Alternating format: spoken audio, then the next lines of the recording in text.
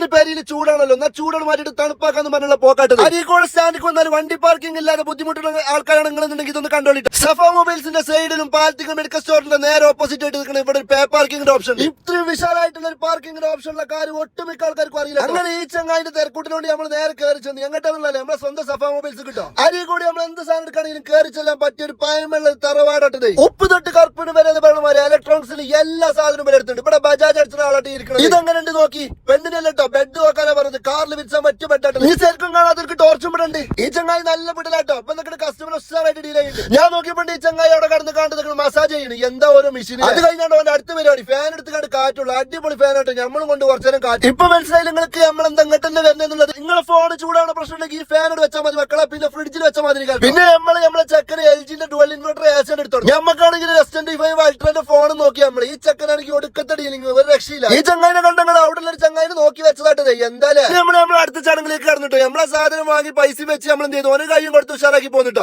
പിന്നെ ഓന്റെ ആസിഡ് എടുക്കാൻ നമ്മൾ പറഞ്ഞിട്ടില്ല. നമ്മളെ വണ്ടി കയറ്റി കിട്ടത്. നമ്മൾ എന്ത് സാധനം എടുക്കാണ്ടെങ്കിലും സഫ മൊബൈൽസ് വരാനുള്ള കാരണം മക്കളെ ഇവര് ഈ സ്നേഹവും നമ്മളുള്ള പെരുമാറ്റം കൊണ്ട് ഞാട്ടോ. പള്ളി പൈസ കണ്ട അപസ്മാരം വന്ന മാരിക്കത്തെ പെരുമാറ്റം ഈ ചങ്ങായിന്റെ ഫുൾ ഫുഡ് ഈ ചങ്ങായിന്റെ തീറ്റ നമുക്കൊന്ന് പേടിയിട്ടോ. പിന്നെ നമ്മൾ നേരെ വീട്ടിൽ കിട്ടി എണ്ണ കടിച്ചു കണ്ട് അപ്പത്തോട് കിട്ടോ. ടാറ്റ ബൈബ് ഖത്തം പോകയാ.